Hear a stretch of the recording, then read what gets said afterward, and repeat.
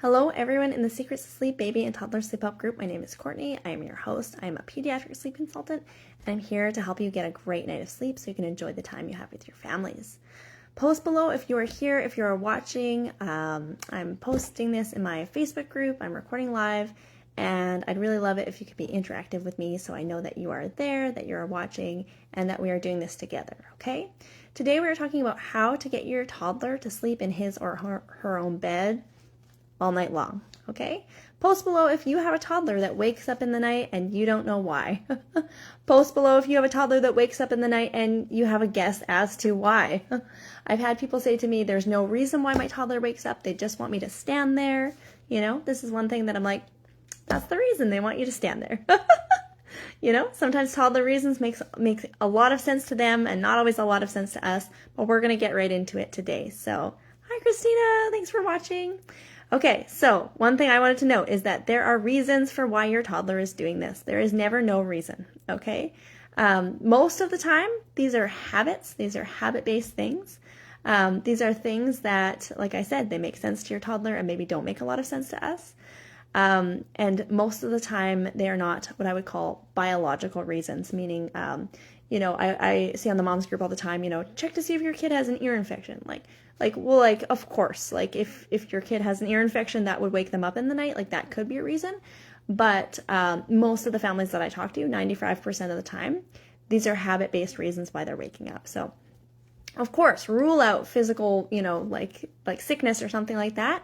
But that's not why most of our toddlers are waking up. But there are other reasons, and we're going to get into it today, okay?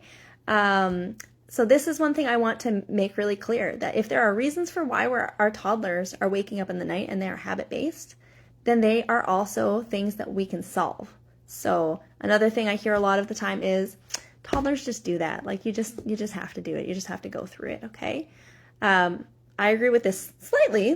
They do that, but they have a reason why they're waking up, and this is habit-based. It's something we can solve, okay? So we can make changes. We don't just have to have them waking up every, night for the rest of our lives. We can make changes, okay? And I tell families all the time that you are actually in charge, okay? If you hate co-sleeping, you don't have to co-sleep. You're actually in charge. It's up to you. It's not up to your toddler.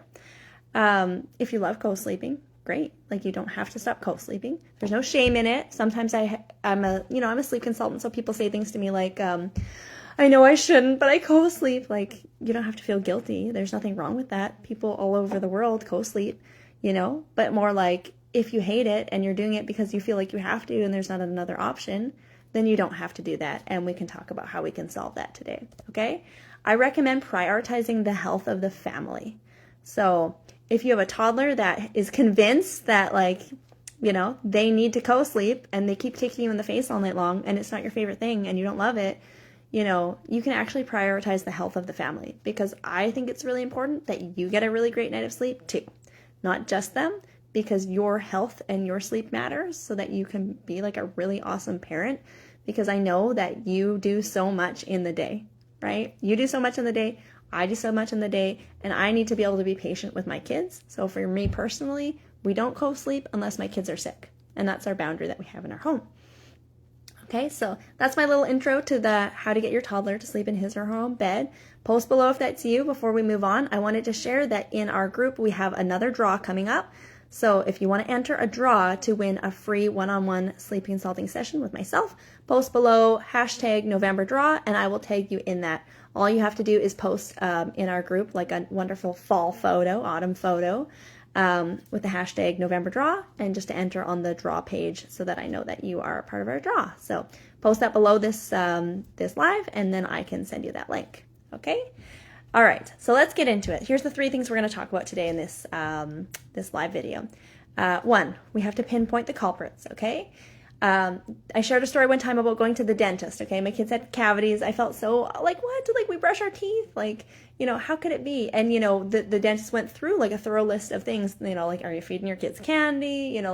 No, those things. And, it turned out that I wasn't using fluoride in our toothpaste, and depending on where you're from in the world, we don't have fluoride in our water over here, so if I don't have fluoride in my toothpaste, that was leading to, cavities. So it was helpful that I had someone pinpoint the culprit to me, because it doesn't really matter what you do. If you aren't solving the problem, it's not going to change it, right? So if you take your kid to the doctor and go, hey, is there an ear infection? And your doctor says no, it's not the ear infection that's keeping your kid awake, or, it's not some mystery reason. Like, there's a reason. We got to pinpoint it. So let's do that today, okay? Okay, pinpoint the culprits. Talk about what it takes to make these changes, because I think that's very key for toddler boundaries and toddler, sleep issues. And then number 3, proven strategies, okay? We're going to talk about the top 2 proven strategies to make these changes today, okay? Okay, let's go into number 1. The 2 main reasons why toddlers are waking up, okay? So I put 1, waking up, and number 2, hopping into their parents' beds, okay? I did a full video on like the top 6 reasons why kids are waking up. I'm only doing 2 today, the 2 for why they're kind of waking up and they want their parent to just kind of be there when they fall back asleep, and number 2, why they're hopping into their parents' beds. If you have a toddler that is waking up to be rocked back to sleep, that is waking up to fall asleep on the bottle, post that below, top 6 toddler reasons for wake-ups or something like that, and I can send you that other video, because it is different, okay? We're not talking about those reasons so much today. We're talking about more, your toddler wakes up in the night, they're crying, they're, scared of the dark, they just want you to be there when they fall back asleep. That's what we're going into today, okay? Okay, post below if that's you. My toddler wakes up because they want me to be there. Or my toddler wakes up because they want to hop into my bed, okay? Here's the top 2 reasons why they do this, okay? 1 is separation anxiety. You might have heard this before, because I say this a lot. They feel like they need their parent present, okay? How it works is that, if they have you there when they fall asleep at night, as soon as they fall asleep, we as the parent, we leave the room. Our kids actually don't know that we leave the room in the night, okay? So if that's what it is for you, I've talked to someone else lately who they said that they're not present while their child falls asleep, but in the night they still want them there. It's the same thing, okay? So it's the same thing. It means that in the night there's still separation anxiety, and that's their, what their toddler is saying is like, okay, I'm okay when I fall asleep at night without you there, but then in the middle of the night I want you there, okay? Most families it's like this. At night they want their kids, they want their parent to be present while they fall asleep, okay? And then when they wake up in the night, they're like, where's my mom, right? So I always tell families all the time, imagine you went to bed with your husband next to you, you woke up in the middle of the night to go to the bathroom, and you look over and your husband's not there. You're like, where did he go? You know what I mean? And for toddlers, they have less communication and less understanding of the world than we do, okay? If your husband, starts work at, midnight, and you roll over and you look over and you're like, oh yeah, well, he went to work. I knew he was going there. We have that understanding, right? We can get there, whereas our toddlers have less understanding. They really do think that they sleep in the room with us all night long. So, separation anxiety. I tell families all the time, this doesn't mean that we need to be there in order for our kids while they fall asleep because they have separation anxiety. This means that they need to get used to falling asleep. I usually describe it as with less and less of us. I think it's really important to recognize separation anxiety as being a real thing, okay? They have separation anxiety. This is something that they really feel. It's really important to them. If we lay them in their bed and we slam the door and we walk away, this increases the separation anxiety, okay? We actually need them to, I like to do gentle methods, gradual processes. They need to get gradually a little bit more used to falling asleep with less and less of us, if that makes sense. And we'll go into that in a bit. Okay, so separation anxiety. Monsters, another person I spoke with said, their child was complaining about the sheets being itchy. To me, I think it's really important, like, is your child doing this during the day? It's like, if it's daytime and they're just like laying in their bed and playing or something like that, are the sheets itchy, or is this just like a nighttime thing, right? Is this just to get mom or dad, to stay in my room thing? So this is something I would always keep in mind, okay? If it's daytime and they're rolling around in their bed, just for fun, just for playing, and their sheets are itchy, then hey, their sheets are probably itchy. But I know for a fact with my kids that my kids come up with a plethora of things only at bedtime. They always have to go to the bathroom. They always need an extra cup of water. They always, suddenly are scared. You know what I mean? These are bedtime, things. These are specific to sleep. This is I have separation anxiety and I don't want my mom to leave my room right now. I'm going to tell her I'm scared because then she has to be here. Okay? Doesn't mean we're going to slam the door and walk away. It means that we need to work on the culprit, which is separation anxiety and changing habits around bedtime and sleep. Okay. The next is bedtime boundaries, okay? I had someone post in the group saying, like, why does my child scream and cry when they wake up? Okay, it's one of those things that, like, for some it's temperament, right? For some, they're going to be a little bit more dramatic. My daughter, when she woke up from a nap, she would always wake up, like, screaming and, like, just really upset. And it was just, like, I remember sending her to daycare thinking, like, I wonder what it's going to be like. And they were like, yeah, she takes a long time to recover from her nap. And I was like, yeah, I know. So temperament does always play a part. It's a piece. But I can also tell you that there is still a reason why toddlers wake up in the night absolutely screaming, okay? Or throwing a big thing. And this is because they know that, man, if I scream, my mom is going to run in here. She's going to be here so fast. You just watch, okay? So I consider this, this is the second reason why toddlers wake up is called like a boundaries, okay? So I just mentioned, right before bed, my kids will be scared of the dark. They need water. They have to go to the bathroom. They need 7 stuffed animals. We need to read more books. This is a boundaries issue. And this is why this can cause wake-ups, okay? This can be, I like my mom's bed better than mine. I like sleeping in bed with my mom. It's snuggly and warm. I like it best.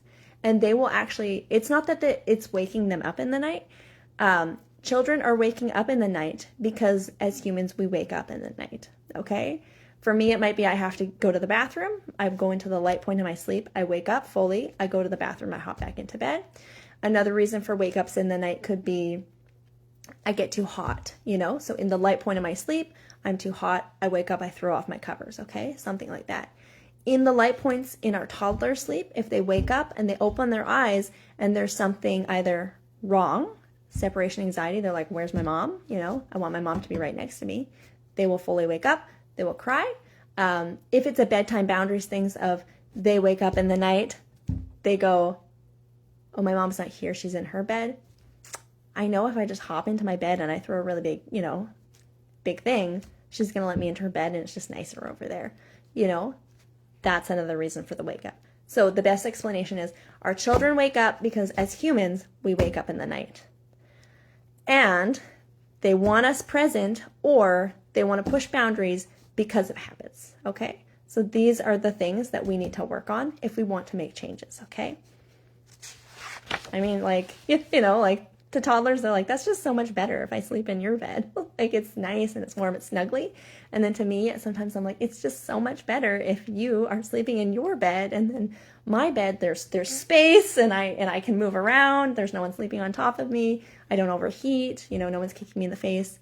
You know what I mean? It's kind of like our thoughts on these things are kind of just a little bit different, right? Okay. Number 2, I think is really important, okay? We're going into it. I said there are 3 things. Pinpoint the culprits. We've talked about the culprits. Number 2, what it takes to make the changes, okay? Okay, let's go into this. If anyone's enjoying this, post below, loving it. I'm here, I'm watching, okay?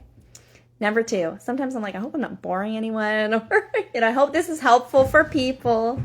I don't necessarily tell jokes when I'm talking or, throw a show on, but I do really hope that this is helpful for you if you have a toddler that's hopping into your bed in the night or waking up and you don't really know why, okay? Okay, what it takes to make the changes, okay? Here's some things, okay?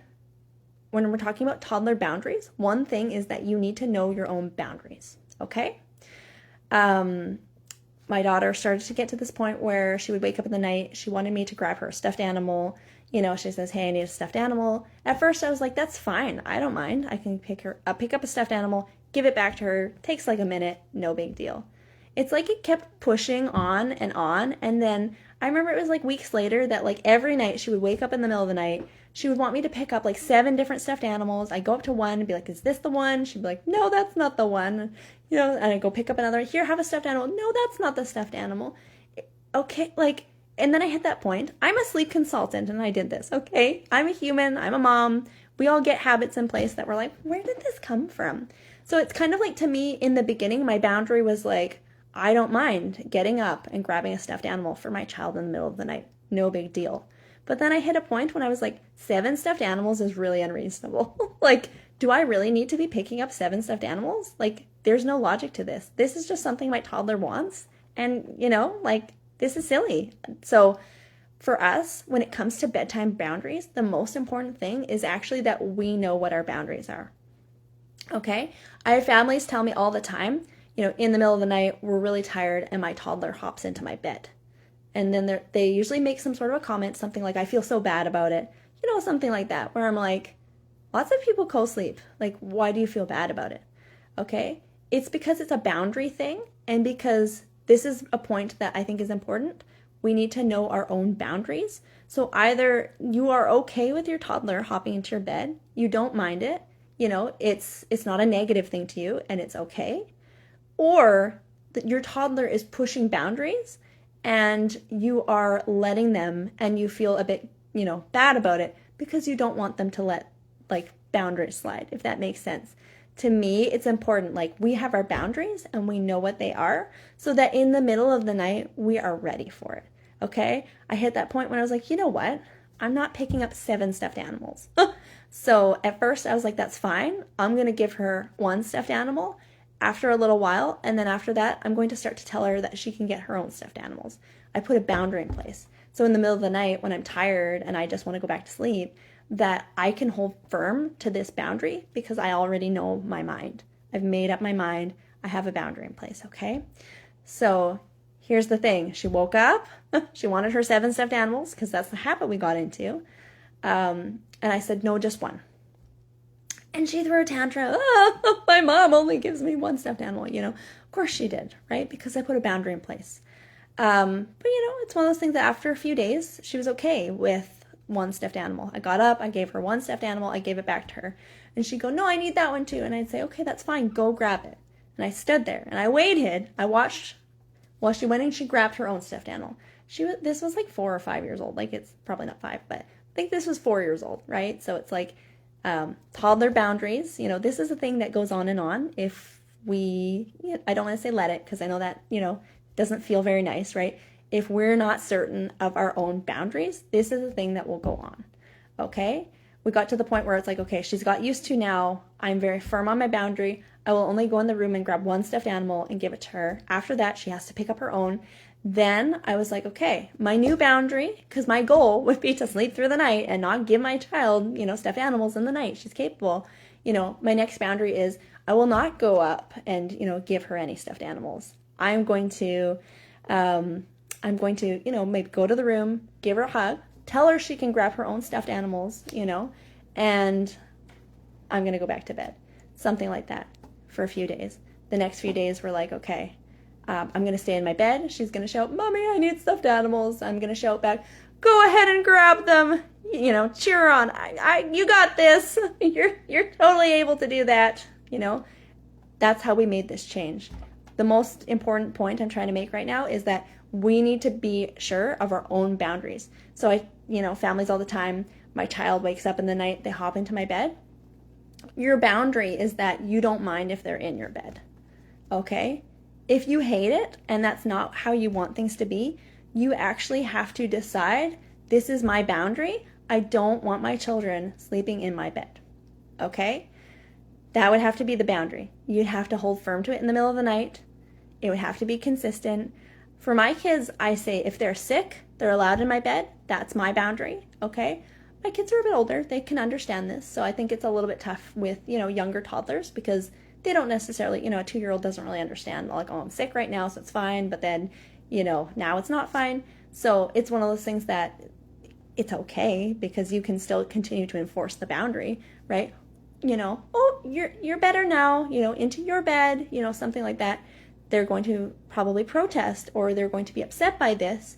But as long as you continue to enforce the boundary, then that is where your boundary will lie. Okay? If you let them hop into your bed, then that is your boundary. So this to me is important. Know your boundaries. If you want to post below something that is a boundary you would like to put in place, but it's not in place right now, feel free to post below. Sometimes I think it's helpful to be like, I don't want my kids to sleep in my bed. Right now I'm letting them. Maybe that's a boundary that I should consider, being firm on. Okay? Let's go to the next thing. We have to be okay with toddlers not getting their own way. Okay? Grocery store. I use this as an example all the time, okay? My kids want to buy candy at the counter. If I say no, they're going to cry. Yes. Yes, they will. Okay? Is this a bad thing? Like, I don't personally think that it's a bad thing if we say no to our toddlers when they want something that's not good. Okay? It's candy. I know it's not the end of the world, right? It's an example, though, that we can't necessarily just give our toddlers whatever they want, okay? Can I have this candy at the counter? No, we're not going to buy candy today. They might cry. I always tell families all the time, you can go to them, you can snuggle them, you can hold them while they cry, but we have to hold firm to our boundaries. If we say no, you cannot have the candy at the counter, then that's that. That's our boundary. At bedtime, we get tired, we get more books, we read more books, we get more stuffed animals, we do this thing because we're hoping that it will help us to get back to bed sooner, but then we actually form more habits, and this is actually reasons why our kids wake up, is because they're like, well, wouldn't it be so great if we had a party in the middle of the night where my mom got me 7 stuffed animals? Like, that would be so wonderful. To us, what sounds wonderful, and to our toddlers, what sounds wonderful is a different thing, okay? So this is something. Right now we're going over what it takes to make the changes, okay? Being okay when your toddler doesn't get their way, okay? It's okay when they don't get their way. They're learning, and they're learning boundaries, which is healthy, because as we grow older, we all have boundaries. We can't just do whatever we want. And for toddlers, yes, they're going to be upset. Yes, they may cry. We can comfort them. We can go to them. Let's make reasonable boundaries, right? But recognizing that that is okay. Okay? I like gradual changes. I like gradual methods for this reason, because like I said, the separation anxiety is real. So if we put them in their bedrooms, we slam the door shut and we walk out, that's too much for our child who is used to us sleeping with them all night long, right? So this is why I like to do a gradual methods, and we'll go into that after this, kind of the 2 proven strategies that we can use to, make the changes, okay? Okay, the last thing I wanted to mention in this category of what it takes to make the changes, to devote yourself to the process, okay? I tell families all the time, families that join my 3 Weeks to Better Sleep program, families that join my toddler bedtime program, that we have to devote ourselves to the process, okay? I never say, hey, come join a sleep consulting program. It's going to be really fun. You'll love it. I don't say, it's going to be quick and easy. Let's just do this a few days. It'll be great. I go, come join 3-week boot camp. It's going to be really tough, but the results are going to be really great, because that's exactly what it is. When we make changes in habits, it's hard work. So we actually have to devote ourselves to the process. One thing I hear families say all the time is, I gave it a try. And to me, and it's one of those things I know, you don't necessarily know what's going to, work, what's not. So we're trying things, we're giving it a try. I understand that. I'm not trying to judge the mentality. But to me, sometimes when people say, yeah, I gave it a try, to me, I'm like, okay, they don't realize that when we are breaking off a habit, it's not giving it a try, it's going until. So, same with candy counter at the store, okay? We go to the grocery store, we go, no, you can't have the candy. Our toddler throws this explosive temper tantrum. They're laying on the floor. They're screaming. Everyone's walking by staring at us. We feel embarrassed. We're like, okay, well, I gave it a try. We give them the candy and we walk out. Like, oh my gosh, I'm never doing that again. That was a nightmare. You know what I mean? We can't just give it a try. We have to devote ourselves to the process. We have to be prepared ahead of time. We're like, okay, kind of the list of things. Like, I need to know my own boundary. I'm going to use a gradual process. I'm devoting myself to the process. We go, we do it. Our toddler throws a temper tantrum, and that is the day 1 of grocery store, no giving it to candy. Day 2, Mommy, I want a candy. No, we're not going to have a candy today. Toddler throws a tantrum. We still don't give in. We leave the, grocery store without candy. And we do it every day, and we do it every time, no matter how hard it is. And we recognize that we are making changes to behaviors, and it's hard work. The same with my kids and TV, same thing. Like, we get into the habit of watching a lot of TV. I have to put boundaries in place. They get upset with me for a while. I devote myself to the process. The habits change after time. When it comes to sleep, we must devote ourselves to the process. It's not just giving it a try. It's like, let's devote ourselves for a few weeks, okay? This is how it's going to be for a few weeks, because that's about how long it takes for changes to really happen, okay? Okay, the last part. Proven strategies. Post below if you want to know some proven strategies because you really would like to make some changes in your toddler's sleep, okay? Okay, like I said, this is not so much for those who are rocking babies or toddlers to sleep, not so much for those who are bottle feeding and the toddler is falling asleep on the bottle. These are a little bit different. These are more for those who are waking up in the night and they just want their parent to be present with them, or they're hopping into their beds. They want their parent to hop into their beds, something like that, okay? So 2 proven strategies that we use. I'm going to go over both of them. There's one I use more than the other, and I'll explain why. Okay. One strategy, it's got different names. It's one of those things that every sleep training method has multiple different names, and it's realistically the same. And it doesn't matter exactly how you do it. What matters is that you pick something and you hold firm to it, if that makes sense. Taking care of babies is the same as the Ferber method, okay? They might have slight differences in how long you leave the room for.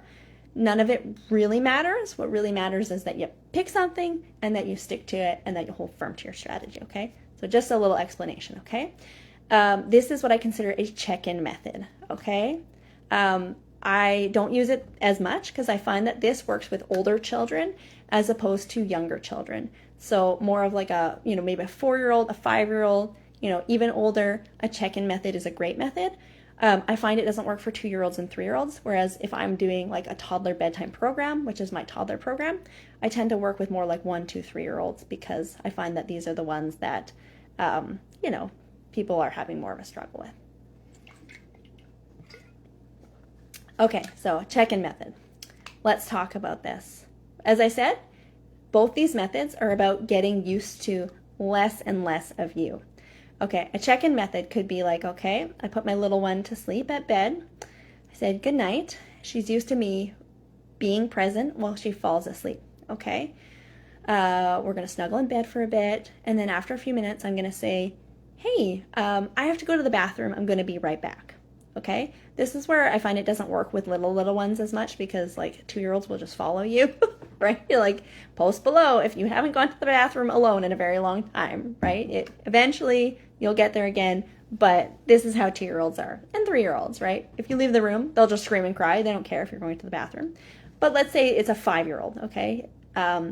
It's a little different. They can understand that you have to go to the bathroom and that you're coming back, and it's not the end of the world, okay? Okay, so here's this method. I have to go to the bathroom. I'll be right back, okay? You pop out for, a minute to go to the bathroom. You pop back in. You hop back in bed with them. You wait a few minutes, in bed. You go, oh, I have to go check downstairs. I have to, stir the soup I have on the stove, something like that. You pop back downstairs. We would try to increase the increments we're gone. So maybe we went to the bathroom for 1 minute. Maybe we're going to stir the pot on the stove for 2 or 3 minutes, okay? You pop back up and upstairs. You snuggle for a little bit in bed. You wait a few minutes. You say, oh, I really need to da-da-da-da-da-da. You pop back downstairs. Ideally, now we'd be out of the room for 5 minutes. You'd pop back in. I do recommend, being truthful to your kids about where you're going because, yeah, it's like, especially if you do have an older kid, like, I don't know, they're going to find out if you weren't. So find some excuses, go downstairs for a bit, wait it out for a little bit, pop back in, okay? The idea is they're getting used to less and less of you in the room. Ideally, they would fall asleep when you were no longer in the room, okay? That is the purpose of this, okay? like I said, older kids, great method for older kids. It's probably not the method for most people watching. Most people probably have a 2-year-old, 3-year-old, and they're like, as soon as I leave, they're going to scream. Okay, second method. This method you may have heard of, and you may have even tried and may have not had success. There's always a reason why we've tried a method and it hasn't worked, and I think that's really important. So if you have tried a method, like, hey, tried the chair method, haven't had success with it, like, this is something that I'm like, we really got to get down to the bottom of it, because these methods, they will work if we are, doing them correctly in the way that they're meant to be used, if that makes sense, okay? Okay, this method is the chair method. So gradually reducing your presence in the room. Okay, so one is a check-in and out method. So you're popping in and out. They're getting used to less and less of you in the room. This is we are physically moving our bodies. If we're used to snuggling with our kids in the bed, we're going to move physically to the door. They're getting used to less and less of you. Okay, our goal here is to decrease the separation anxiety. One thing I want to clarify too is that having a lot of separation anxiety is not necessarily a good thing. I tend to work with gentle methods. I tend to have like a very diverse audience. I'll hear people say things like, if your kids want to be comforted in the middle of the night, go comfort them, right? I understand this line of thinking and I definitely get it. We don't want to like refuse or reject our children. That's definitely not good. But we also want our children to be really confident little people.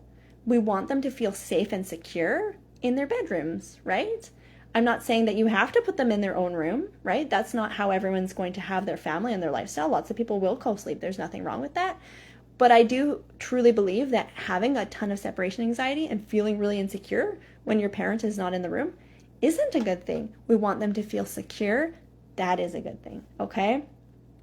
So getting used to less and less of you in the room by physically moving your body. So here's how this would look. Let's say right now you are either hopping into your child's bed in the night or they're hopping into yours. We'll assume they're hopping into yours because that's, I feel like, a longer process of making changes, okay?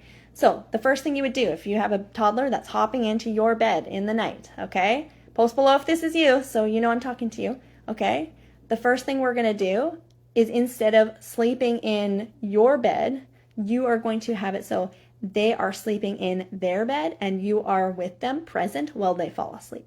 So that's the first thing. But we're going to be firm on our boundaries. If it's the middle of the night and they decide that they are going to hop into your bed, you would, either pick them up out of your bed if they can physically get in, or if they're crying and they want to hop into your bed, we would not let them, because we're going to be firm on our boundaries, but we're going to recognize they have separation anxiety. We're going to take them to their rooms. We're going to hop into their bed and we're going to snuggle with them in their bed until they fall asleep. That would be the first phase of breaking off the habit of co-sleeping, okay? After some time, when they're used to that, they're used to, falling asleep in their own bed with you present with them in their bed, having some good snuggles. You would do this in the middle of the night. We would make a new gradual phase, a gradual change to our boundary, and we're not going to sleep with them in their bed anymore. We're going to have a chair right next to their bed while they fall asleep, okay? They're going to be in their bed. You're going to be on the chair right next to their bed. If they wake up in the night, they want to come into your bed, we would be holding firm to our boundaries. We would take the chair, we'd put it right next to the bed, we'd hold their hands, and we'd say night-night, okay? Something like that. Throughout this process, we would gradually move the chair, okay, throughout the room.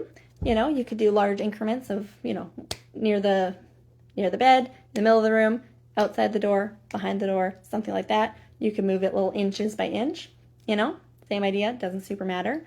But the idea is that you're going to move the chair. They're going to get used to less and less of you in the room. This is hard work, but we're going to remain firm. We're going to comfort them. We can hug them, but we're not going to give in. We're not going to allow our boundaries to be pushed. Okay? I think these things are really important to note. Okay? This is the chair method. This is the one I use mostly because this is mostly what I would use for, a 1, 2, 3-year-old with separation anxiety and boundary issues. Okay? Okay, let's talk about that. So we would then get to the outside of the door. I'm a fan of baby gates. Baby gates are good ones. So then we can be on the outside of the door. We have this physical boundary, this physical barrier. They can't really push past it, if that makes sense. And then the last, would be kind of like the chair is not on the other side of the door, present where you can see it. It would be kind of like, somewhere where they'd have to get up and look out and see if their parent is there. Same idea. You'd be sitting on the chair. they're falling asleep in their bed. They can come, they can see that you're there. It decreases the separation anxiety because they know that you're there. They know that you love them, but they are not, having you present while they fall asleep. So they wake up in the night, it's one of those things that at that stage still, they're going to want you to be on the chair. You'd have to hop up in the night, hi honey, give a hug and a kiss, sit in the chair on the outside of the door while they fall asleep in their room, okay? I think that some of the challenges with this method is that it's, it doesn't necessarily go in the way that we think it should go. It doesn't necessarily look this perfect way that it sounds when we write the strategy. And this is why I started the Toddler Bedtime program, is for families with toddlers that have challenges. Because toddlers come up with new reasons to wake up that parents aren't sure what to do about and how to navigate, right? Sometimes we move the chair over here and then our toddler falls asleep on the floor and, we're like, is this normal? Is this not? So there's always reasons that, come about. This is why I think it's really helpful when I work with families. We make a personalized plan, I can cheer you on through it. I can help you know what looks normal, what looks right, and I can help you take the steps that you need through the process so that you get to the end with them actually sleeping in their beds all night long, okay? This is what I do as a sleep consultant. So if you're interested in the Toddler Bedtime program, this is exactly what I would be helping you do. So if you are done trying it on your own, because you've already done that, you've heard of this method, you gave it a try, or, you just don't feel like you want to try it on your own because you just want some support. You want to get this done. You were waiting for your baby to be a really great sleeper, but now they're a toddler and they're still not a great sleeper and you want some support with that. Send me the DM, Toddler Bedtime Program, and I can send you the info to that package as well as a link to book a free sleep strategy call and talk about if it's a good package for you. This is exactly what I work with families to do. We work on the separation anxiety. We work on the bedtime boundaries. It's a low cost program and the prices are actually going to be moving up. I have a date that I'm going to be moving up my prices. I was going to say, what did I put it? I think I said October 17th. Oh, it's on this page. Yeah. October 17th is when I'm going to be raising the prices for the Toddler Bedtime program. I opened it up as a promotion with a low cost because I wanted to help families. But sometimes, I often offer extra, in comparison to what I'm, necessarily in the program. So I offer extra calls. I offer, extra follow-up time if families need it. So I am going to be raising the rates to this program on October 17th. So this is your last chance to get in on this. I do have a free sleep strategy call day on Friday. Okay. So if you want to get on a call and talk about it on Friday, we can do that. We can talk about, your toddler, what's going on, the extra things that your toddler's coming, up with, toddlers that are, throwing, soothers out of cribs and, wanting all these stuffed animals and all these things. Like, let's get together, let's put a plan in place and let me support you through it so that by the end of this process that you're going to have a really awesome sleeper, okay? The Toddler Bedtime Program is a 1-hour consultation. It's a week and a half of follow-up support, and it's 2, phone calls. So follow-up support means like daily, you'll be tracking sleep and how it's going. And then also you could be messaging back and forth and being like, oh, hey, like this is how nap time went. We would work on naps, we'd work on bedtime. We would get your toddler to sleep through the night, okay? I support for a week and a half in this program, 2 follow-up calls, and, I tell families all the time, sleep is not a luxury, it's a necessity, and I'm here to help you with sleep, okay? Because you want to wake up in the morning and you want to feel refreshed, you want to be patient with your toddler, and you want to take your toddler to the park and enjoy your day, okay? You need that evening time to spend with your spouse, to have some rest, to recuperate, because toddlers are, very busy. So send me that DM. I would love to support you. And yes, I'd love to support you through it. I'm excited about it. I love to help families. And yeah, I hope you have a great day. Bye, everyone.